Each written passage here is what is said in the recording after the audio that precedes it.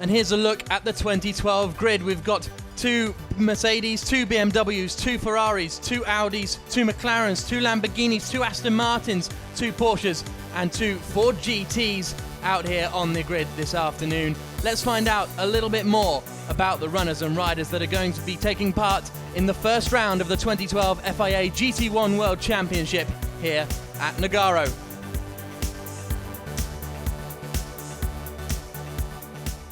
The Aston Martin brand are represented this season by Valmont Team Russia. World Series by Renault race winner Andreas Zuber will pilot the number 6 car alongside 3-time Russian touring car champion Alexei Vasilyev. After a strong 2011 in a Mark VDS Racing Ford in FIA GT1, Maxime Martin returns this year in the second Aston, partnered by Russian single-seater racer Sergei Afanasyev. It's fantastic to be here. I represent Russia and I represent my sponsors and I represent Aston Martin. I'm really glad to be in a World Championship. It's going to be fun and we'll do our best to fight for the title. The Belgian Audi club Team WRT are running a pair of R8s in 2012. The team will be running the updated LMS Ultra model with a strong driver lineup. Audi regulars Oliver Jarvis and Frank Stippler will drive the number 33, whilst Formula 3 racer Laurens Vanthoor will be joined in the 32 car by massively experienced GT racer Stefan Ortelli. For us to be here in the World Championship is really, really important. I think we have a really strong R8 car and we've been winning races last year, but not at this level. I think we are strong and we're going to fight to the maximum for sure. The 2010 FIA GT1 World Champions Vita for One racing team returned to the series this year with the BMW Z4. Matthias Lauda, son of 3-time Formula 1 World Champion Niki, will pilot the 17 machine alongside Niki Meyer-Melnhof. After a massively impressive GT1 debut at the final round of last season, Jelmer Berman is back, racing the 18 car alongside team boss and 2010 Drivers' Champion Michael Bartels. It's a nice feeling with the German brand BMW. It's also for me coming back home because when I started my career I was already for 1 year BMW factory driver and now running the BMW Z4 in the World Championship is something with a very special feeling. The prestigious Ferrari brand is back in the top tier of GT racing, being run by AF Corsa. GT3 champion Francesco Castellacci continues his association with the team, driving the number 4 458 alongside Enzo Ide. Ex-A1GP racer Philippe Salaquada will be in the number 3 car, with former FIA GT2 champion Tony Verlander alongside him. I think it's a good car, good to be in this championship. I've seen some of our opponents on action in these days, so I think it's going to be a tight and exciting championship. Andy Soucek and Emanuele Moncini will be running in the number 11 Sunred Ford GT as the American marque continues its association with GT1. 2004 Italian F3 champion Matteo Cressoni will be in the second car, having raced in various GT championships for the past 6 years. He will be joined by another Italian F3 champion, this time from 2002. Serbian Milos Pavlovic will be alongside him, making his third FIA GT1 appearance this weekend in Nogaro. It's great to be here. It's great to be part of this championship and fourth, so we're gonna fight hard and try to be up front. Lamborghini will be run by the experienced Reiter engineering squad in 2012. Peter Cox has been racing for the brand since 2004, and his huge experience will be complemented by Porsche Carrera Cup Asia champion and current World Touring Car driver Daryl O'Young. 2010 GT1 runner-up Thomas Enger will move from the Aston Martin to the Lamborghini this year and will be joined in the 24 car by German Prince Albert von Thurn and Taxis. Feels very good to be here in the World Championship competing with such a strong grid. We are all very excited and we hope that we can compete for the top places. McLaren makes its debut in international GT racing this season, with reigning teams champions Hexis running 2 cars. Alvaro Parente played a large role in the development of the machine as McLaren test driver, and he'll be joined by French youngster Grégoire de Moustier.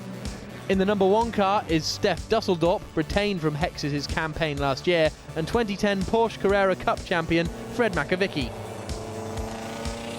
We are world champion in 2011 and this is a new goal with McLaren to do the same as the last year with the Aston Martin, and we hope so to continue to be world champion again 1 year and 1 year and 1 year.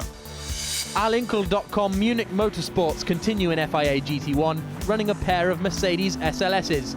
the driver lineup is largely unchanged, with Mercedes driver Thomas Jaeger the only newcomer to the team, partnering Nicky Pastorelli in the number 37 car. Ex-Formula 1 driver Markus Winkelhock is in the 38 machine, alongside team boss and experienced GT racer Mark Basseng.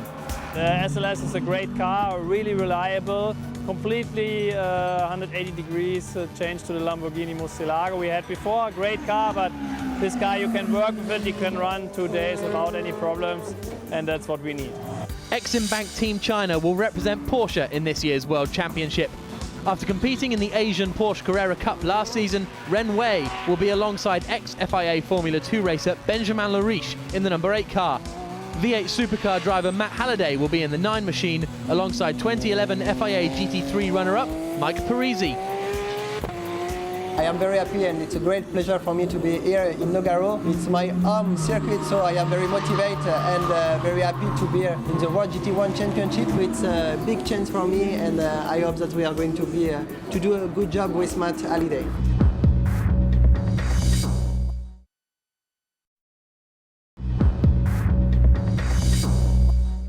Good afternoon, everybody, and welcome to the opening race of the 2012 FIA GT1 World Championship. It's the qualifying race which will decide the grid for tomorrow's championship race coming to you on Easter Monday. You can see the cars have just set out on a very damp Nogaro circuit for their formation lap. My name is Jack Nichols. Up with me here in the commentary box we have John Watson. Haley Coxon is down in the pits, and John, it's looking a bit slippery out there.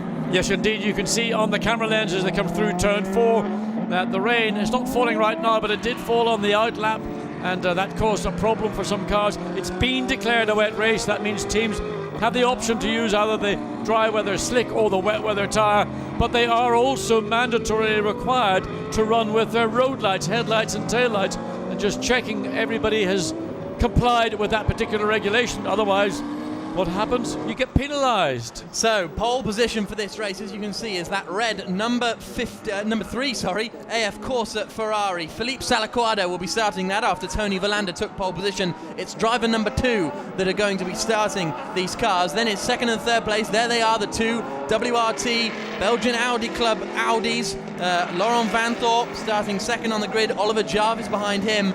There is the number 2 Hexis McLaren. Now the number 1 car unfortunately won't be taking the start of this race. Steph Dusseldorp went out, had a little bit of an off going to the grid. Yes, he did. He damaged the front of the car, not repairable in time. He is distraught. There you see Fred Makivicki, his teammate, consoling him. The safety car has pulled off. We wait for the lights to go out here at Nogaro. So do the drivers. 1 hour of racing begins now, and it's a very good start from the 4 Ferrari of Castellacci, but he's been bulked out. Coming through the middle is the 33 Oliver Jarvis. Can he get past his teammate? It's almost 3 wide going into the first corner. We go on board with Markus Winkelhock a little bit further back. It is the Ferrari who holds the lead. The top 3 are still in grid order, but the number 4 Ferrari of Castellacci has dropped down a bit. Yes, and as the Mercedes has got itself up to 4th place, now one of the McLarens trying to come around. As the Lamborghini, in fact, come around the outside of turn 4, and it really is difficult. There's still a very small amount of rain falling. But the Mercedes trying to come back round turn 5. If he can get alongside the Lamborghini as they come out, no, the Lamborghini closes the door on the exit of turn 5. Now through turn 6, flat out down the straight. Fantastic move around the outside of turn 4 by Thomas Enger, but now it looks as though Oliver Jarvis is having to go very, very defensive on the run down into the hairpin, because Thomas Enger is a man on a mission. He's super late on the brakes in that Lamborghini. Is he going to get it stopped in time? He is. Can he pull off the move? We've got the Ferrari and the McLaren going side by side. Thomas Enger has made it past. That's 2 outside passes in the space of a lap from Thomas Enger. Brilliant start from him. Castellacci desperate to find his way back up the order, as we've got a Lamborghini and a Porsche side by side as we go on board with Markus Winkelhock. That is Castellacci just in front of us, and now Enger's going for second place. Well, there's a brave move by Thomas Enger, but of course the experience of GT racing, in fact the skill of Thomas Enger in these conditions. Brilliant move from Thomas Enger. He got the good run out of the final corner. He'd gone a little bit wide. Albert von Turnen Taxis can't believe his luck. He's going to be inheriting the second place car as things stand. So the order is Philippe Salaquardo out in the lead in the Ferrari. Thomas Enger up into second. Laurens Vanthor is in third place in the Audi. Then fourth place is the other Audi of Oliver Jarvis. Fifth place is Thomas Jaeger at the moment. but Thomas Enger is going to be in the lead before too long. He's right on the back of Filipe Salaquada. He's looking to the outside line again. This is an absolutely sterling first lap and a half from Enger. As we go side by side again, the Lamborghini's got the overlap, almost touching as they come under the bridge, but Thomas Enger moves into the lead. The Lamborghini team, Reiter Engineering, running the cars this weekend, absolutely delighted. And Enger, is he going to start to pull away now at the front of the field? As we go on board with Van Thor, he's going to try and get past that Ferrari. Well, he's following in the foot tracks of the Ferrari. We've seen what Thomas Enger did. He went offline to try and give himself better position off a corner, and whereas the younger Van Thorp, he's just simply following along behind Salaquada and not making progress. But Alvaro, look at Parent coming down the inside of the track alongside the Mercedes, 3 abreast almost into turn 7. Is he going to make it through? Yes, it looks like he is. The Porsche. He's going to try and follow through as well, but he's not quite close enough. That's Matt Halliday, the New Zealander, starting that car, so that's made up a few positions. Is this going to be the move for second position here as we go on board with Van Thor around the outside of the long right-hander at turn 4? If he can just get enough power on, he'd have the inside for the next corner, but it's not working out for him just yet. Such a tight circuit here. And look at the McLaren, he's all over the Audi coming down into turns 11 and 12. Easy job done for Alvaro Parente there. Nothing that the 33 machine driven by Oliver Jarvis could do. There is the WRT team not looking too impressed that they've just lost a position. There's Thomas Enger comfortably in the lead of this race in the Reiter Engineering Lamborghini, but who's in second? It is still the Ferrari, but it's side by side for third place. Van Thor having to really defend. Parente trying to go all the way around the outside. He'll have the inside line for the little kinkies on the grass. Holds it. Lawrence Van Thor, I think, is up into second position. Yes, he is. Let's look again on board. Here's the overtake. He's going to... Wow, look at just that. Carried the speed, just simply carried the speed out of turn 1 into turn 2. And it's side by side behind. Castellacci still trying to get past Thomas Jaeger. He's been trying to do that for the past 18 minutes, but it hasn't worked out for him quite yet as they come into the double right-hander at 9 and 10. Parent, little look up the inside. Has he got the overlap? I think he has. Will this be Parent up into third position? Yes, it is. I think he gave him just a little nudge there to try and open the door. There's Frank Stippler. He's looking to take over from Oliver Jarvis. So will they use the pit stops to try and get past that Ferrari? Although it is arguable that Tony Verlander is the quicker of the two drivers. So they might need to leapfrog the Ferrari before Verlander gets in the car. Well, I think there's going to be a choice between 2 minutes now remaining before the pit lane is opened. And just a question of who decides at what point. It's a crossover time between the circumstance on the track of track conditions and whether it's better to come in early, get your pit work done. Alongside, coming up into turn 1. Yep, into fourth position, I should say, goes Oliver Jarvis. He makes it past Filipe Salaquada. Here's the move once again, coming out of turn 14. Didn't help, but he bumped the car at the end of the curve. There's a little drop off before you get back to the racetrack, and Oliver Jarvis had the momentum out of turn 14, the easiest of overtakes for Oliver Jarvis. Filipe Salaquada pits, so does Peter Cox, so does Michael Bartels. So the three of them choosing to come into the pits very, very early indeed, as early as possible really. Tony Verlander waving, saying, come here Filipe, I want to go. And are those... There's certainly wets there. Which ones are they going to go for? Wets on the front. I can't believe that. Yeah, they had wets on. They had wets. I'm surprised. That's maybe part of the reason why, because I assumed from the weather conditions, although it said wet race, it was optional to start on wets or go onto slicks. But they did start on wets, and they're putting wets back onto the Mercedes as well. Yep, so that's how things have transpired. It must be, there's hardly any spray being kicked up, so it must be really, really marginal. And clearly that's why we were seeing the McLaren coming down on the right-hand side of the straight, because they were on those wet tyres. So out of the pits goes the Ferrari, now being piloted by Tony Verlander, comfortably clear of Marc Basseng into the final sequence of corners. Is this going to be pit in for Thomas Enger? It looks yes, like it is. Yep.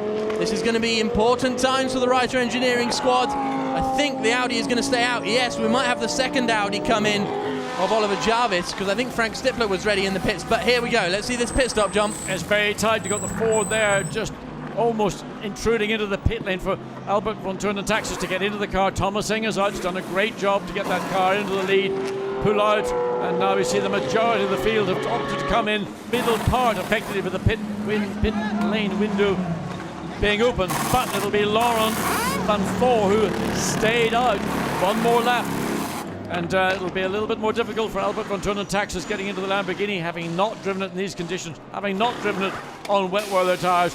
get dialed in.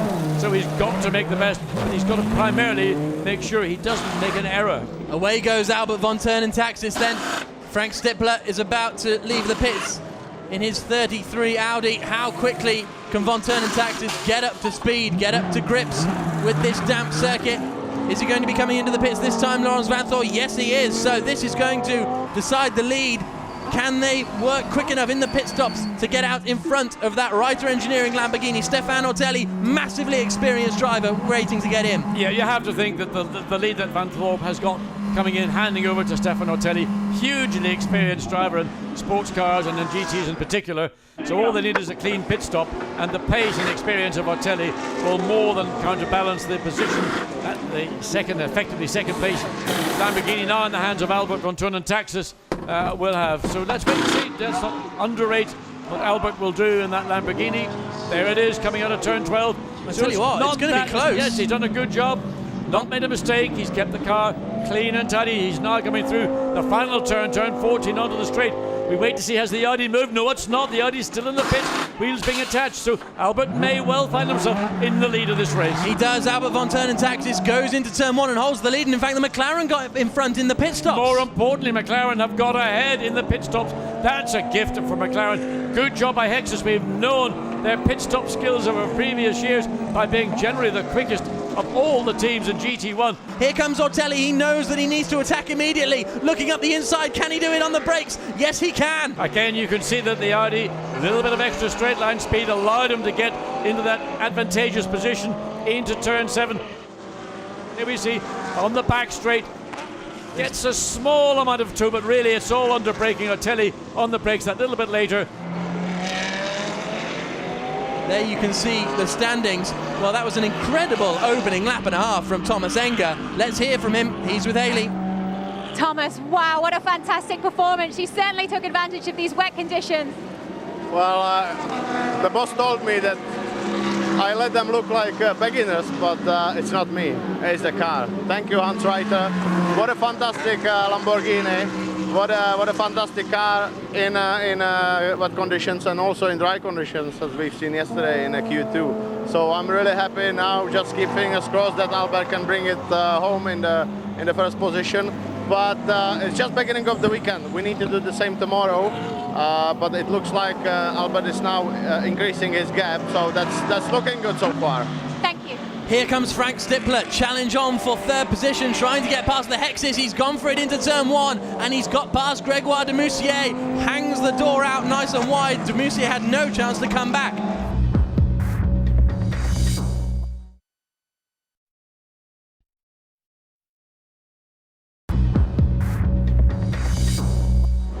Look at this. This is about to go 3 wide down into the hairpin. This is one of the AF Corsa cars. Enzo Eid starting to come under pressure from Daryl O'Young. So O'Young has recovered fairly nicely, and he's going to get up the inside into turn 8. Good move from O'Young, but he'll be on the outside line for the next corner. They've also got Mike Parisi behind them, all the way around the outside. Daryl O'Young, he needs to do it again. Oh, he has. Brilliant work there from the young Chinese driver.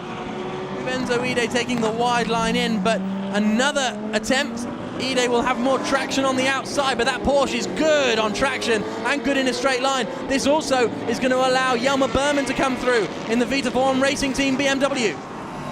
Look at this, on board we go with Ortelli. There is the race-leading Reiter Engineering Lamborghini in front. The problem for von Turnentaxis is his lap times have been a bit erratic. Some laps he's matched Ortelli. That last lap, he lost 9/10 of a second, so down the back straight they come, in towards the hairpin. Both are powered by the same V10 engine. Interesting to see that neither can gain or is at a loss in terms of Ortelli a lot later in the brakes, braking on the racing line. Turnentaxis had to brake slightly earlier on the defensive line. Can he dive down the inside into turn 10? It's a big, yes. Oh, good move very there. Very easy indeed. Von Turnentaxis did well to see Ortelli coming in his mirrors, clapping away in the WRT garage. Thomas Enger, what's his reaction? Well, little giggle, he doesn't mind. Well, look, I think he's delighted that his teammate's doing such a good job. Look at that, just drove up the inside. He didn't compromise his, because what you do with that right-hand kink is you compromise the exit in order to get the best turn in to turn 9. Ortelli just went as fast as possible through 8, got his nose up the inside, and made the move stick. And off goes the number 8 car. Mike That's Parisi. Benjamin Lariche. That's Benjamin Lariche. Yeah, Mike Parisi's in the 9 car. Lariche had a trip through the field earlier on. This wasn't team orders, was it? No. They're going for it, these two Arlincourt Mercedes. Well, quite right too. They're here to go motor racing. They're not out for a Sunday afternoon run. But you've got to remember, if you're going to battle with your teammate, the cardinal rule is don't take your teammate off in the process. But here's Albert von Taxis. Can he prevent a WRT Audi R8 1-2 here at Nogaro? Von Taxis is going to have some very wide German shoulders to hold all this pressure, and he's going to need a very wide Lamborghini to hold off the Audi. Is he going to go defensive? He needs to down into turn 1. He does a little bit half-heartedly. That leaves the door open. Frank Stippeler glides through on the inside, and von Taxis, it looked like he was going to defend, but then thought... No, I mean, Stippeler was quicker off turn 14, got the run across the start-finish line. The Lamborghini was on the right-hand side of the track to take the normal racing line, and all of a sudden, the Audi 33 of Frank Stippeler makes a pass, makes it look really very easy, but that was a well-thought-out and a very well-executed overtake by the German driver in the Audi. We're on to the final lap of the race, and the battle for the final podium position is really going on. Albert von Taxis holding on to that third place at present, but out in front it's Stefan Ortelli through the left-hander at turn 5, then into turn 6, and here comes the attack. De Moustier around the outside. Von Taxis needs to be careful on the exit because the McLaren is going to get a much better drive. He's done a decent enough job. He's going to need to force the McLaren to the outside on the run down into the hairpin. But the McLaren just doesn't have it where it counts on the straight. We know that the equivalency that every car has got to be adjusted by has hurt the McLaren in a straight line. He's got the indicator going, the right-hand indicator, so busy in the cockpit he's clipped it with his hand. I know we should call this McLaren the McLaren Ronzo. That's a great plan. You should suggest that one, Watty. I know that. I know how that will go down in Woking. Not very well. Into the final sequence of corners. Is this going to be the last opportunity? Surely into this Final hairpin, lap. down into the right-hander. Is De Moustier going to be close enough? I don't think he is, you know. Von Taxis may just hold on to this third place. Stefan Ortelli, after an impressive start from Laurent Vanthor, closed down the gaps in front of him, made the moves where it matters. Ortelli came into the car and is going to win the qualifying race here at Nogaro. The checkered flag falls. Stefan Ortelli and WRT Audi delighted with the win, delighted with second, and it's Albert von Taxis holding on to third position after a magical opening lap from Thomas Enger. Third place for the Lamborghini. McLaren in fourth position in the hands of Gregoire de Moustier. Tony Verlander, there he is. He's going to come home in fifth place in the AF Corsa. Ferrari took pole position yesterday. The WRT team very, very satisfied. It's been a very impressive drive from Albert von Taxis to hold off all that pressure. There's Stefan Rattel in the background congratulating Thomas Enger on what was an absolutely magical drive from him. We will now hear from our race winners, Stefan Ortelli and Laurent Vanthor. They're down in the pit lane with Hayley Coxon. Congratulations, Stefan. Did you expect to be so strong in these conditions? Not really. I mean, it's the beginning of the year. You don't really know. For sure, I have a lot of experience here in the rain in comparison with the other drivers. I've been racing here for 20 years, so it's a good way to start in France for us. As it will be the second race will be in Belgium for my teammate. He will be strong there as well, but he was just driving astonishing at the beginning of the race. You know, it's for me the result at the end. It's depending to the first 20 minutes, and he didn't crack under the pressure. Did an amazing job. I'm just so proud of him and proud of the WRT team. You know, 1-2 for us. It's I don't realize really, but we can really be proud for Audi and WRT. It's nice. It's nice. I love the car to drive here around. Sure.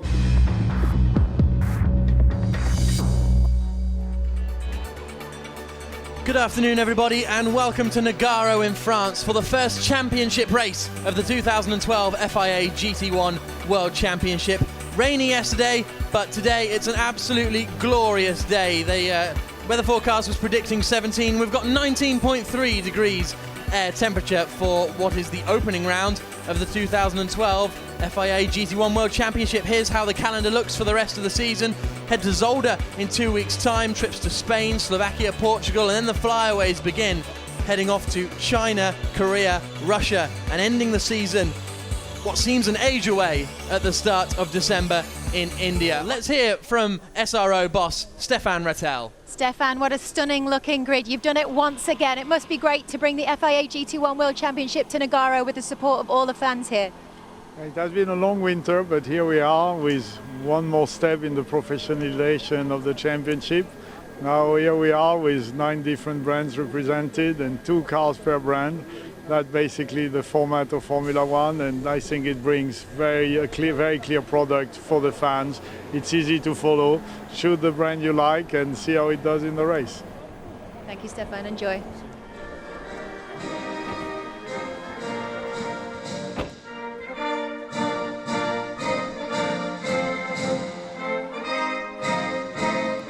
So as we get the French national anthem here at Nogaro, the crowd are on their feet. As the formation lap gets underway, it's going to be a 1-hour race. Pit stop window will open 25 minutes into the race and close 35 minutes into the race. And the drivers will make their pit stop, change tyres, and then head out for the second stint. It is a magnificent looking field, and they will form up in 2x2 to take the rolling start. The front row of the grid, we haven't mentioned them yet, the Belgian Audi Club Team WRT. They took a 1-2 in the qualifying race yesterday. They had very strong performances with the Audi R8s, albeit in FIA GT3 specification as well. The Audi's looking very, very strong around this circuit. Yes, I think the conditions yesterday played to the Audi's strengths. We're about to have 9 brands take to the track for the first championship race of this 2012 FIA GT1 season. We wait for the lights to go green, and we're away. On board we go, straight away with the 38 car of Marc Basseng. He's trying to find a way through. It's a good start from the Aston Martin towards the inside, but Stefan Ortelli holds the lead as they come into turn 1. It looks as though the McLaren's trying to squeeze from the inside for 3rd position, but currently it is still the Ferrari of Tony Verlander that's made his way through. Look at Fred McAvicky. He's made up about 7 or 8 places already. There you on board with the McLaren car number 1, and it's come from the back of the grid. He's going all the way around the outside. Light contact with one of the Mercedes on the exit of turn 4, and then we watch from down in the inside alongside, I think it might have been the Peter Cox, Daryl Young Lamborghini. That's an astonishing start from Fred McAvicky, but meanwhile Frank Stippler is going to have to be coming under a lot of pressure now, and Tony Verlander's trying to go around the outside on the brakes. That's going to be a tough ask. He's still stuck his nose in there in the Ferrari. We'll wait and see how that transpires. Rest of the field filtering through down to the hairpin. He's gone around the outside of the hairpin, Tony Verlander. Fantastic move. A lot of action on the opening lap. So far it's all been clean, other than the very mildest of touches running behind that Exxon Bank team. China Porsche coming down through the turn 10, down into 11. Nobody trying to dive down the inside. Defense from the Porsche, trying to prevent the Mercedes from making it through into turn 12. Marc Basseng then exiting into turns 13 and 14. He is behind Mike Parisi then, which I think is a reverse of the positions in which they started. But Stefan Ortelli already pulling out a little bit of breathing space over Tony Verlander. Tony Verlander, of course, quickest man in qualifying on Saturday, so he's got plenty of pace around here. Mike Parisi then has gone from 9th to 6th. That's a pretty good start. Fred McAvicky, though, has gone from 17th to 9th in the opening lap. Yeah, and that was all basically done on the pit straight. How he got the jump on everybody else, but I think there was a little bit of bunching going into turn 1. Fred McAvicky took the long way around, took his opportunities, and made up those positions. And that's the best part of a 7-car place jump he's had. Fred McAvicky was looking like he was trying to get past Nicky Pastorelli on the run down into the hairpin. He's on the outside of both the Al Inkel cars. And the McLaren goes around the outside of one of those 2 Al Inkel cars. I think it was Nicky Pastorelli that McAvicky was trying to find a way past. He didn't quite make it. Didn't make it. He got alongside on the exit, but Nicky Pastorelli had the car to deny Fred McAvicky that position. Fred McAvicky then is absolutely flying at the moment out there through the right-hander at turns 11 and 12, then back out towards the new pit straight. But the top 3 have pulled a little gap over the McLaren, who's acting as a bit of a traffic jam, slowing down Enzo Eid, who's made a very good start as well. 10th to 5th for Enzo Eid in that AF Corsa car. So it's the top 3 have started to pull away. Then from 4th backwards, we're getting Demoustier, Eid, Mike Parisi, Marc Basseng, Nicky Pastorelli, Fred McAvicky, and Daryl Young completing the top 10. And this is going to have to be a very wide drive from Demoustier. And Enzo Eid is putting a lot of heat onto the McLaren. So they head out down the back straight once more. Are any of them going to be close enough to slot into the slipstream? you can see a fantastic queue of cars making their way down the back straight. It looks as though one of the Valmont racing cars, Maxime Martin, was about to get through. Mike Parisi having a little look towards the inside of Enzo Eid. Eid on himself has gone up the inside of the McLaren, and I think the Ferrari is past the McLaren. It is, and Mike Parisi is going to try and follow through into the left-hander, and he does so. So 2 positions lost in the space of 2 corners. He's been shuffled out. De Moustier on the grass, dropping down the order. His teammate might be past him too. Yeah, all that began at the end of the straight where he lost the first position to the Ferrari, and then he was out of position on the racetrack, and he just got simply bullied out of the way. But that's what motor racing is about. You create your own opportunities. Oh, this number 1 McLaren into the Fred pits. McAvicky, after a genius start, engine off, the Hexis crew going straight to work in the back of the car. That's where I think that's where the turbos are located. Certainly there's the exhaust system from which the turbos come. Oh, well, look at that. Eze goes wide. Enzo Eid gets all out of shape under braking for turn 9, and Mike Parisi, who was putting him under pressure, so close to darting through. The back end of the Ferrari just snapped. We go on board with Marc Basseng, best seat in the house to watch the attack. Eid's going defensive. He's going to force Mike Parisi to the outside once more. Let's see what Parisi can do on the brakes. Enzo Eid, we saw a little bit squirrely under braking for the next corner, but he holds it. Yeah. Oh, and he's come back under in the undercut, so he's got the job done. Yep, here's a look at the replay then. He takes the nice wide line in. Ide needed to take less speed into the corner and hug the inside. But you can see Enzo Ide was off the throttle waiting to get the car around the corner at the point where Mike Parisi was hard on the throttle, driving that Porsche alongside and then ahead of the Ferrari.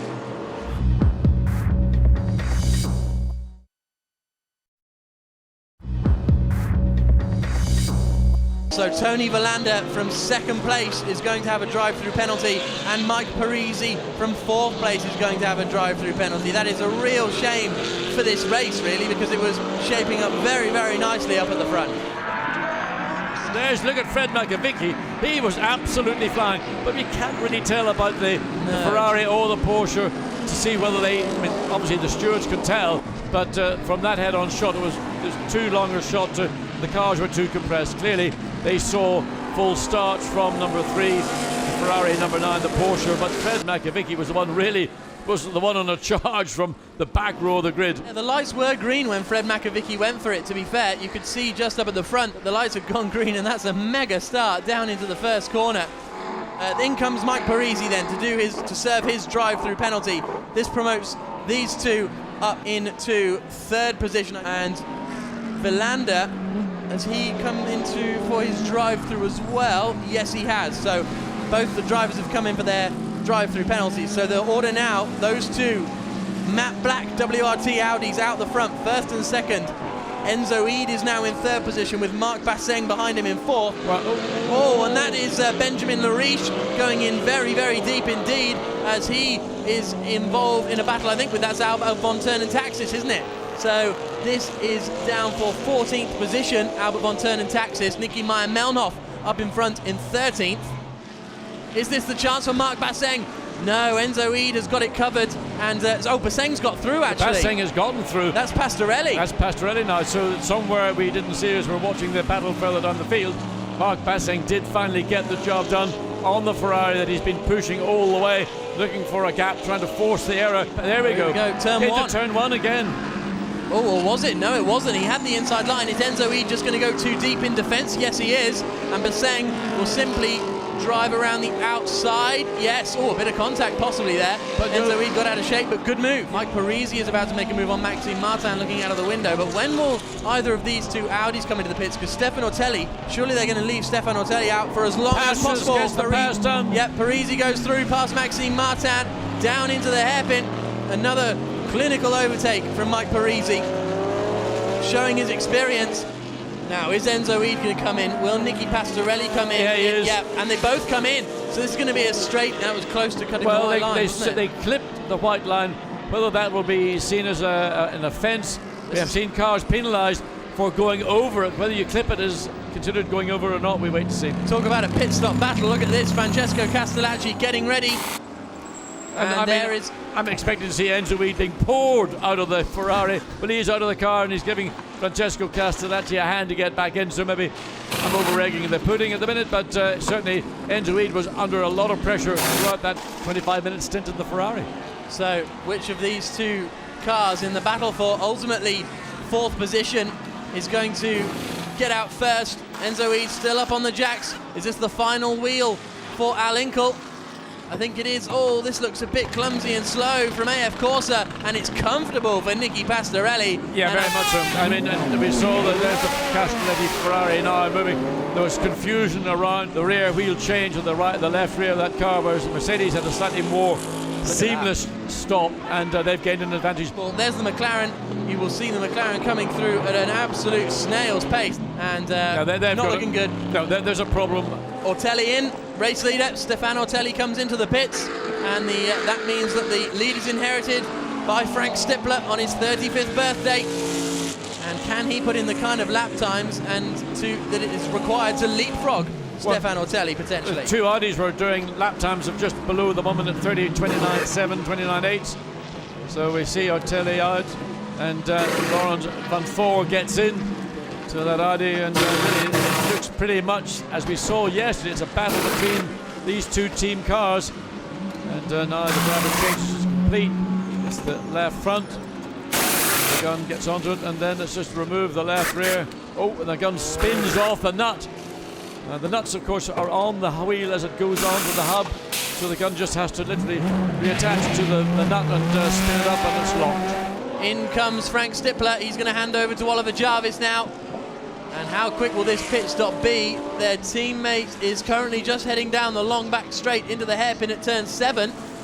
So it's going to be interesting to see. As they say, it'll be a bit of nip and tuck. Yeah, it's going to be very close, because with getting the driver change, that can be done within the time it takes to change all 4 wheels and tyres. There is the car that potentially will regain the lead of this race, now in the hands of Laurens Van Voor. Mark Bassang in as well. He's going to hand over to Marcus Winkelhock. That'll be interesting to see what plays out for 3rd position as well. Cutting between the Audi and the Mercedes, but it's the Audi that came in before the Mercedes. Back to the Audi. Left rear comes off. There is the car that may well take the lead of this race. I think it will, you know. There's no thinking about it, but it's going to take it. Is it though? They're right at the exit of the pit lane though, Team WRT. So who is it going to be? Is it going to be 33 or 32 to come out in the lead? It's 33 by the looks of it. Oliver Jarvis, a slicker pit stop, and he is out in front. Well, yeah, I would have bet on the 32 car getting the advantage, simply because that was the car that was up to speed. Oliver Jarvis is going to have to be very defensive. He's got to find a way to keep Van Voor behind him, and it looks as if the Van Voor car can't really take advantage of that additional lap. When the tyres are up to temperature, Oliver Jarvis did what he had to do. Sometimes it's pretty, other times not, but right now the two Audis side by side. Going down into the hairpin, it looks as though Oliver Jarvis is going to hold it onto the inside, but does he have the heat in the tyres and the brakes to hang on? He does at the moment. Van Voor trying to get the cut back into the right-hand kink at turn 8. Almost gets his nose up the inside. Great battle for the lead between the two teammates. Into the left-handers at turn 9 and 10. We go on board with Van Voor. Van Voor tasted victory yesterday. He wants it again. Yeah, and he was on that last lap. He was 0.3 of a second quicker than the Audi leading ahead of us. So we see them coming down the straight. Van Voor beginning to show the nose, goes down the inside, takes a big punt down the inside. Overdone Jarvis, it. can he ever gets the cut back?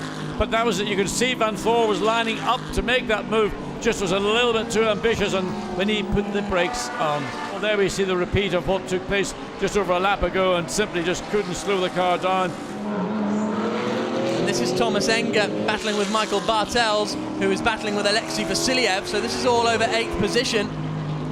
8th position is the Aston, 9th is the BMW, and 10th is the Lamborghini. There he goes. He's made it, but Bartels is going to go around the outside, tries the cutback, but great drive by Peter Cox to force that issue and take away the position from the BMW.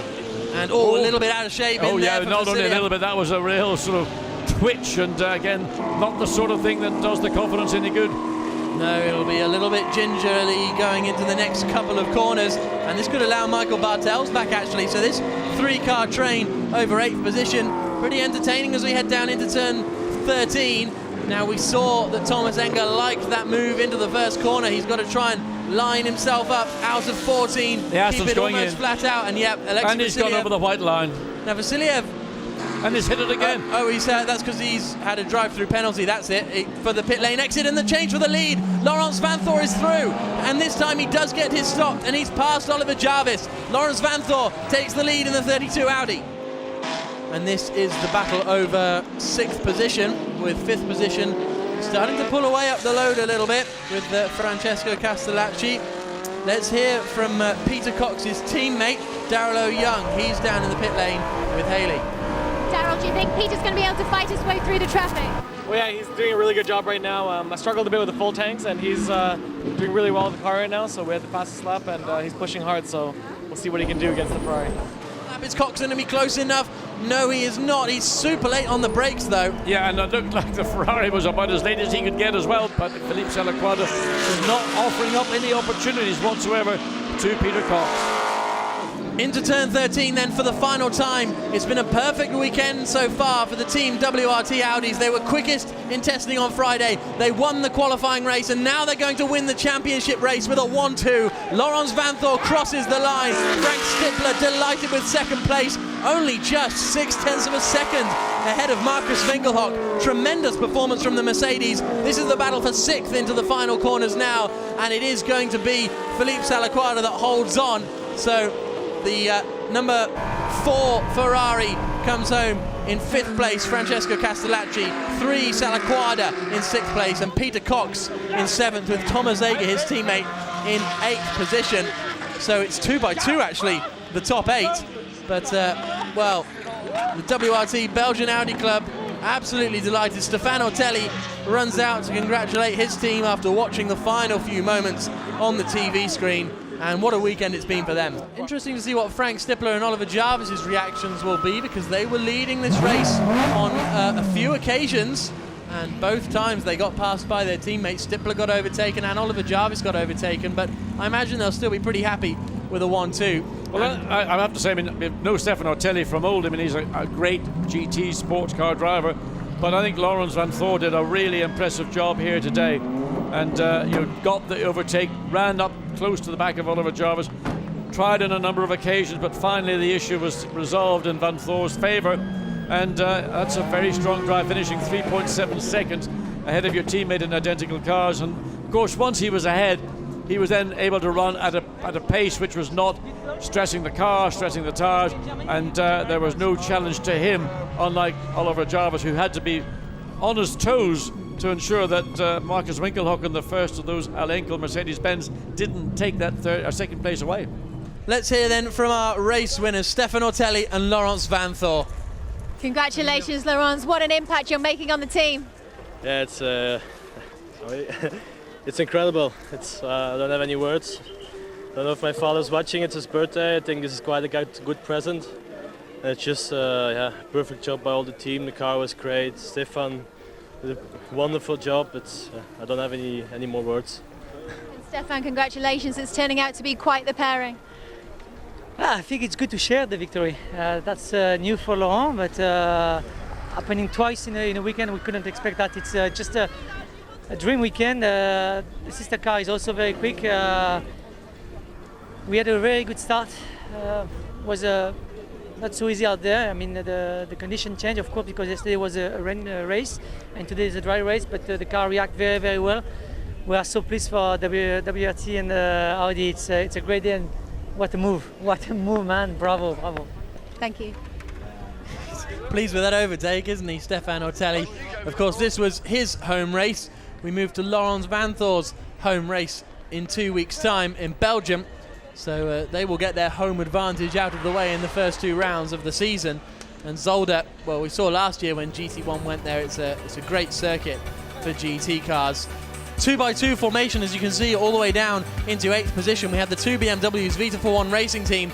Didn't see much of them, unfortunately. They'll be hoping to find some more pace when we get to Zolder in 2 weeks' time. The Porsche in 9th position, as we say, not really representative of their very entertaining race, and very impressive pace from Mike Parisi. I think Parisi, a very experienced racer, Matt Halliday, very experienced quick racer. They're going to be a driver pairing to watch in the rest of the season. Oh, there's no doubt that's a car that's capable on its day of having a victory. they are going to receive their trophies this afternoon. Of course, 4 drivers on the podium from the Belgian Audi Club. 3rd place for Mark Basseng and Marcus Wengelhock in the Alinkel.com Munich Motorsports Mercedes SLS. And a very strong performance from them. 2nd place, Frank Stippler and Oliver Jarvis for Team WRT. And the race winners, Lawrence Van Thor and Stefan Ortelli. And the team's trophy handed to WRT as well.